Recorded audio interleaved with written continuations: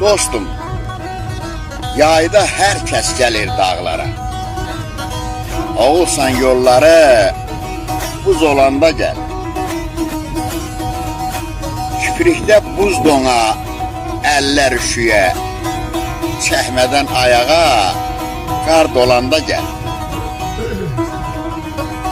Nə var yaşamağa varın içində? Gəl biraz qal ginan parın içində. Kartof pişirməyə qorun içində. Közün üstüsünə biraz yan da gəl. Əmoğlu sinəğində sızılatma simi. Gözlərin dolmasın, axtarma himi.